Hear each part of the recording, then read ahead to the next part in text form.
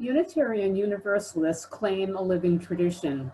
Our forebears have been pushing theological envelopes from the very beginning until the present day.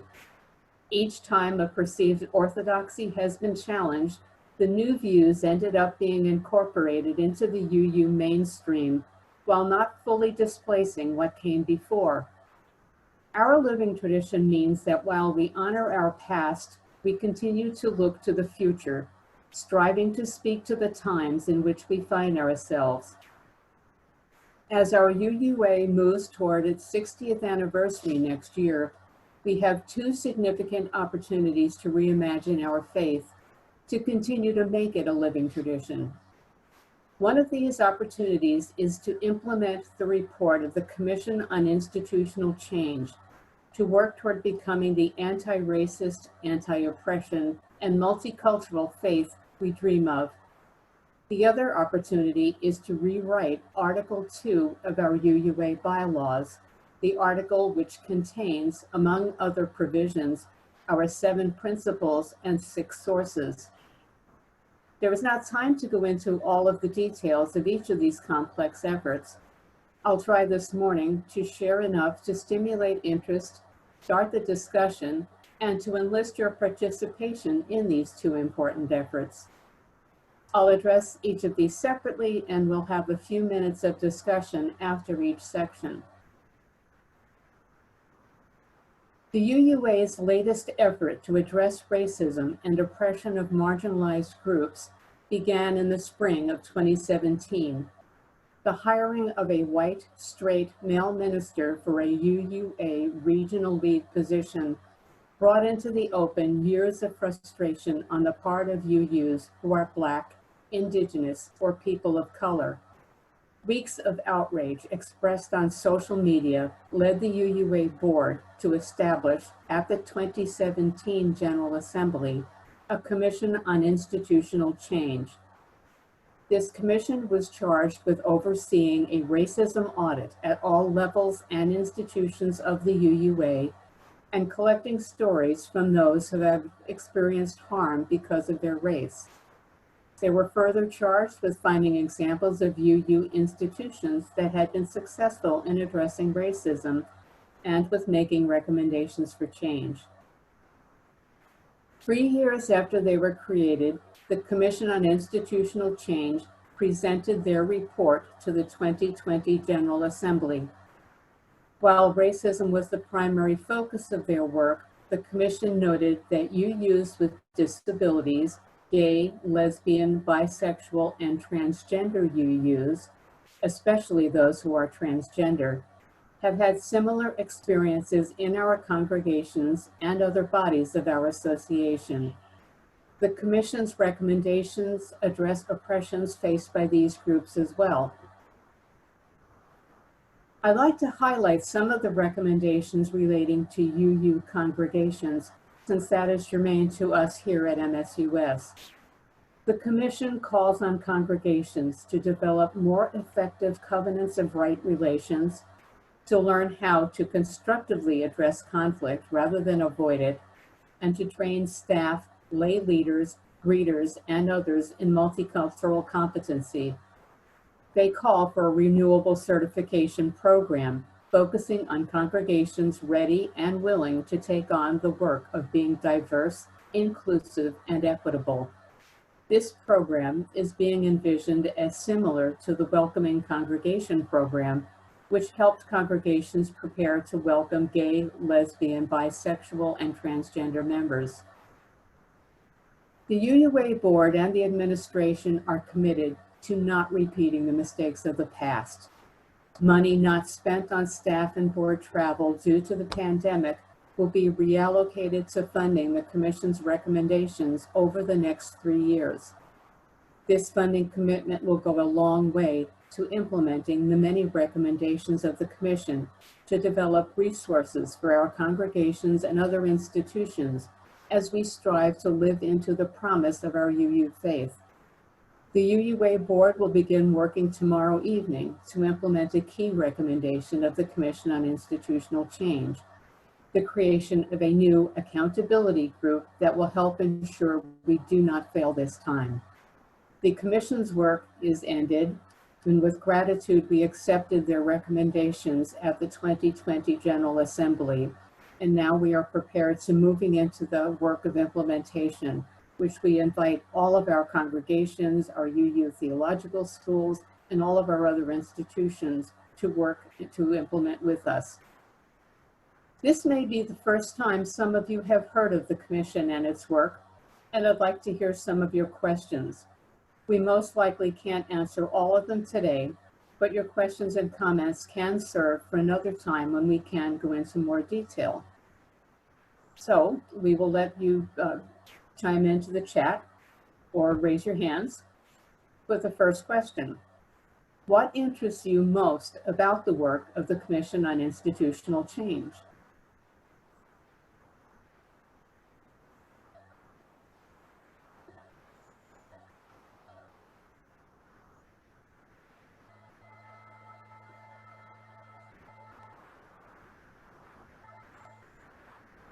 Go ahead and raise your hand if you have a question or comment for Kathy. I'm not. Go ahead and unmute, Marie.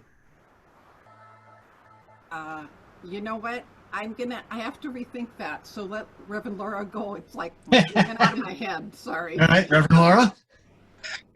So, I mean, Kathy only gave like a really high level overview of the Institute for a Commission on Institutional Change. But one thing they're really looking at is perhaps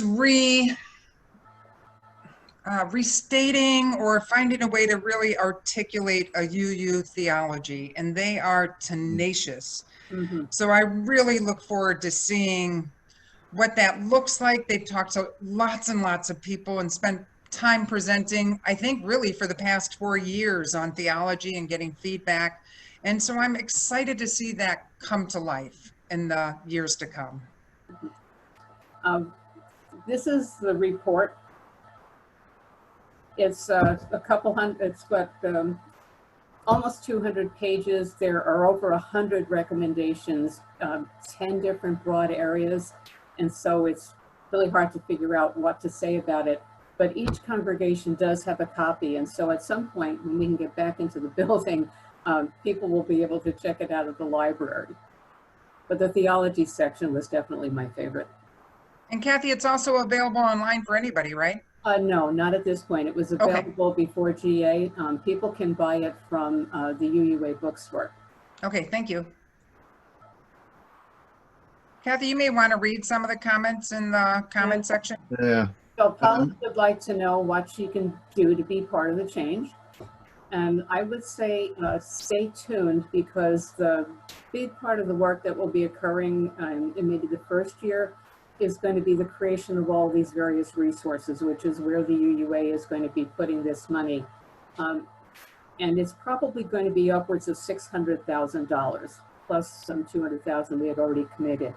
So unlike past years where we tended to underfund these efforts or we cut them as soon as we had financial problems, the pandemic is a bit of a blessing, because the money we're not spending on all of the travel that we usually spend is available to be reallocated. When and if, I shouldn't say if, but when we have all the resources for this new certification program, certainly I hope that everybody participates in that. In the meantime, the series we're talking about around transgender people is a good way to start. We can also be doing a lot of work reading about racism. There's plenty of material online that I think will help people understand what it is we're talking about when we say systemic racism.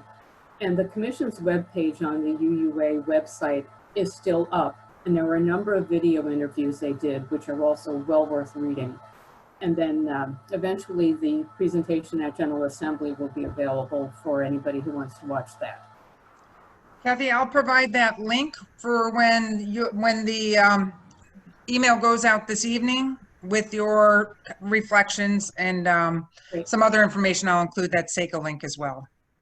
Michelle Wallace says that the presentation at GA was very inspiring. And Lynn Schumann is saying, I hope that the change will become real this time, and we'll be vigilant to make sure it does.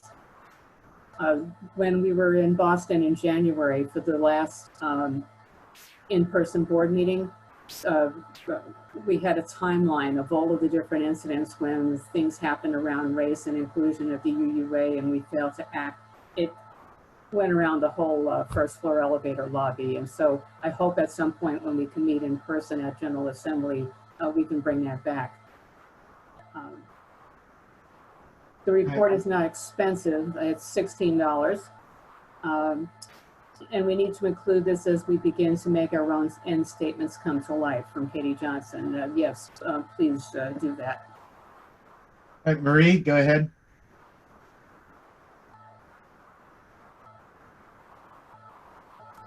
I really like the idea of, and I know they've been doing this over the years, but having the institutional report, it will give me a lot of help in how I can talk about things to people. And one thing that my siblings and I are going to do, I read White Fragility last year and had a discussion on it. I think, wasn't it the Women's Book Group was one, but then I've talked to other people.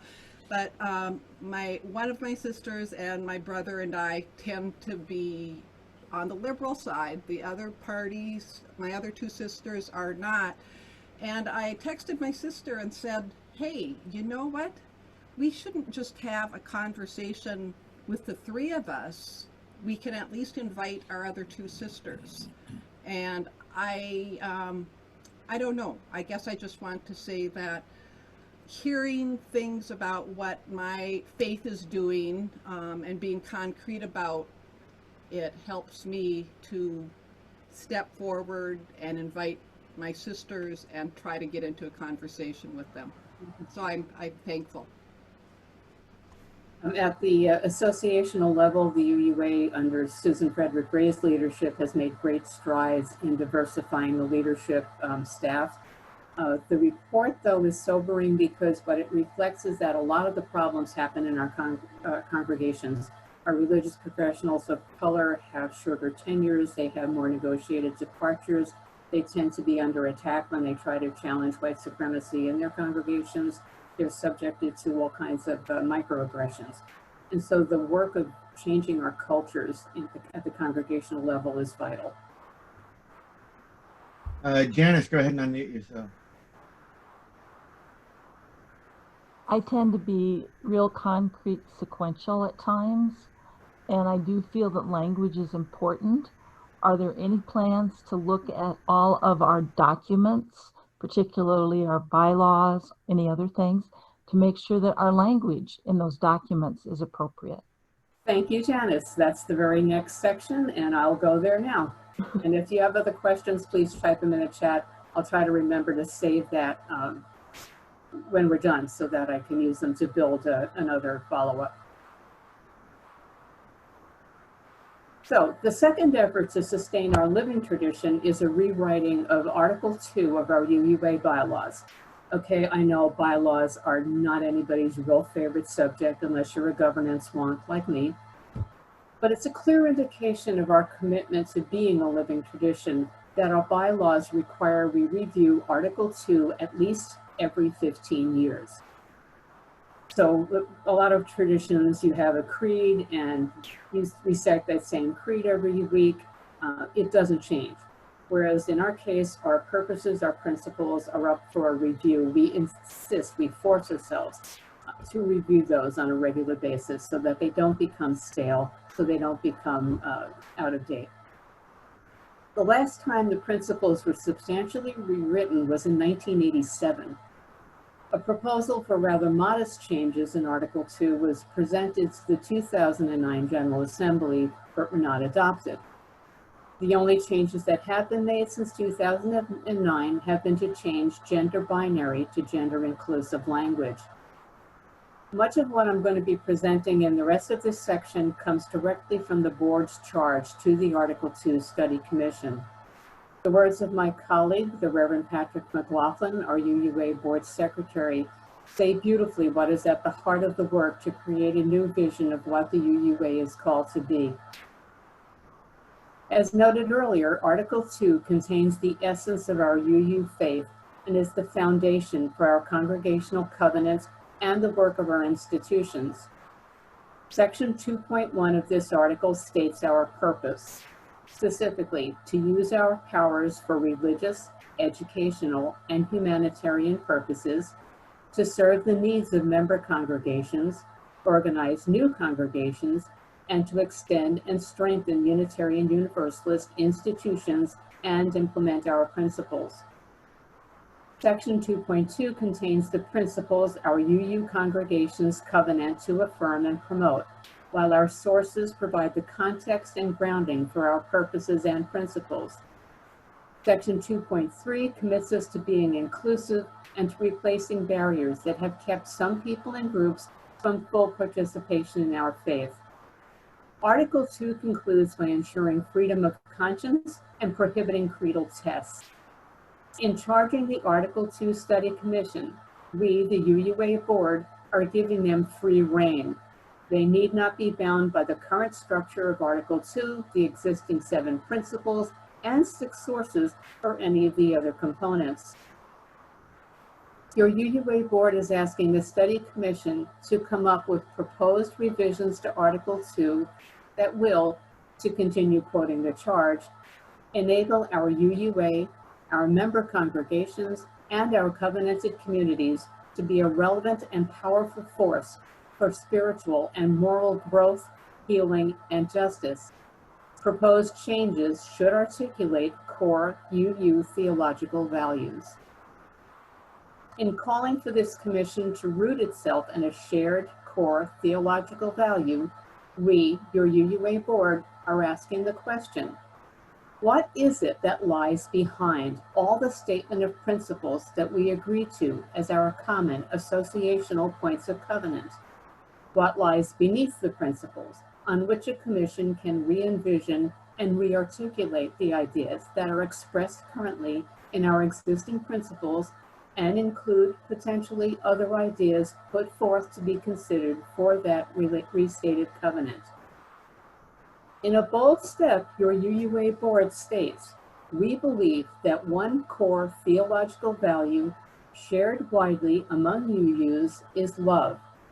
Our commitment to personal, institutional, and cultural change is rooted in anti-oppression, anti-racism, and multicultural values and practices is love in action. The new principles and purposes should guide us in the transformation of ourselves, our communities, and our faith into active networks of collective care, restoration, and justice.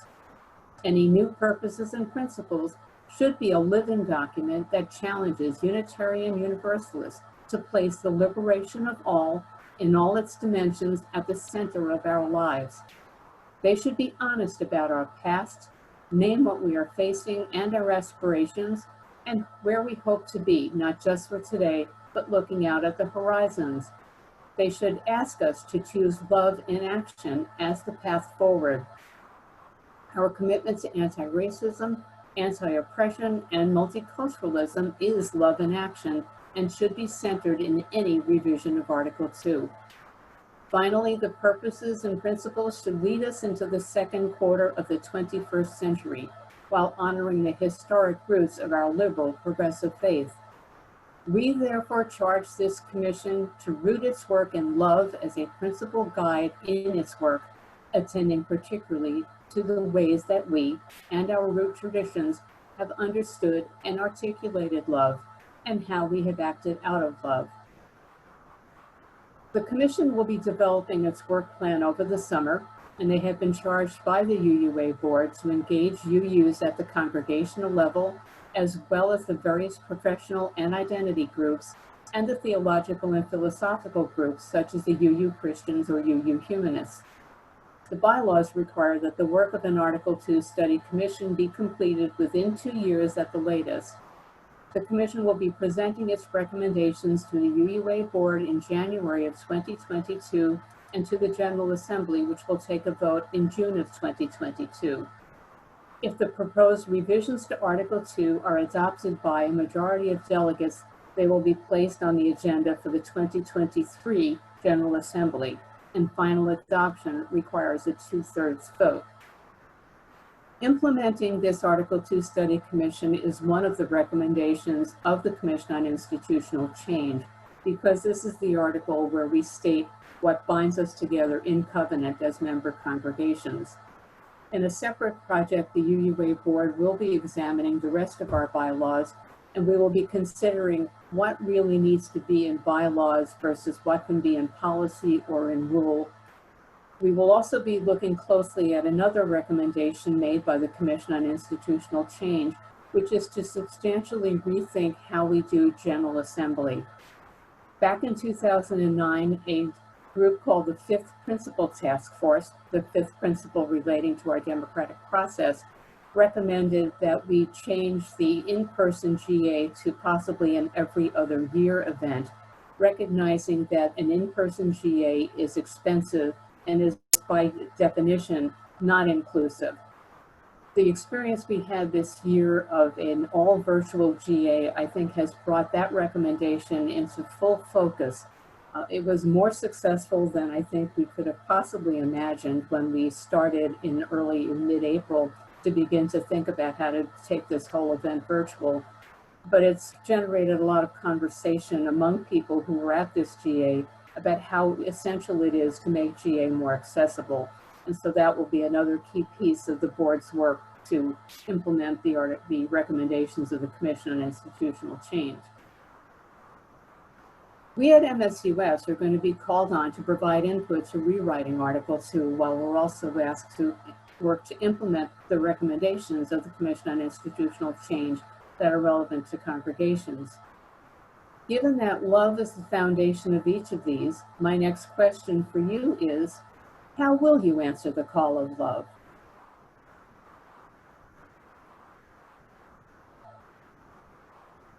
I get to ask all the tough ones today.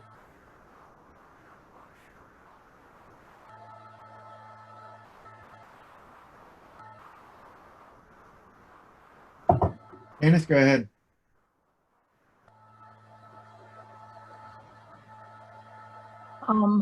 One of the things I've always thought is if you take care of some of the small stuff, whatever your definition of small is, it will help reach your goal. And I think one of the things that I can do personally is to help look at our MSUS documentation. And that includes our publicity, our policies, our job descriptions, whatever we send out, our bylaws, whatever. And I think we should start to make whatever changes are needed there before the actual report comes out in 3 years. Because one of the tendencies, I think, of large groups of people is, oh, let's shove it off. You know, wait until this report comes in and then we'll do what we need to do. That's just kicking the can down the road, so to speak, to use some people's language.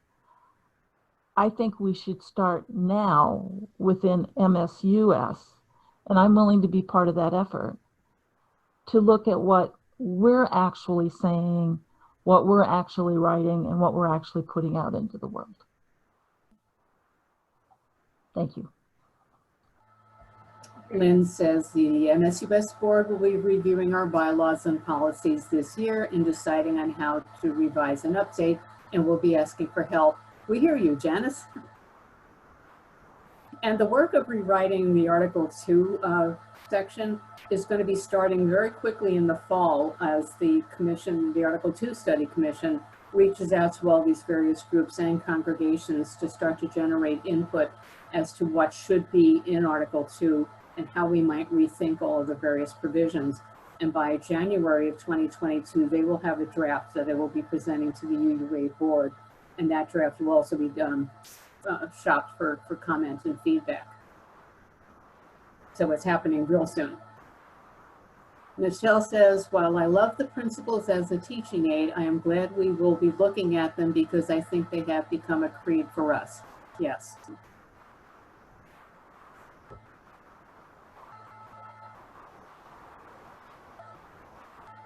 Laura, go ahead. I was going to say one thing that made me smile during General Assembly was they were saying that not only will the principles be reviewed, but that they encourage poetic language. So Yeah. perhaps they will become less utilitarian and more heartfelt or inspirational or something other than phrases that just exist. We specifically asked that they be poetic and memorable, hopefully a little shorter. Most UUs couldn't possibly rattle off all 7 or even hit the content, although not so bad. Most Christians I know can't recite all 10 commandments, but still, it does make it difficult. A couple of things that we're directing the commission specifically to look at is the proposal for an 8th principle, referencing our current 7, that would commit the UUA very specifically to anti-racism work. There was also a suggestion to revise the 1st principle to suggest that respecting the worth of all persons be changed to all beings, which was more of an ecological, something of it was understood to be or heard to be animal rights, although that's not quite what their proponents are asking for.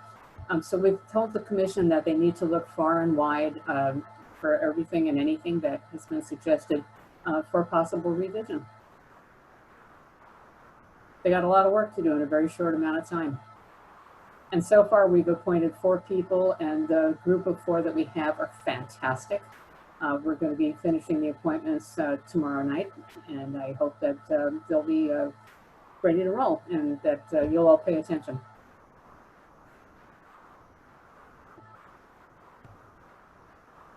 Any other questions or comments?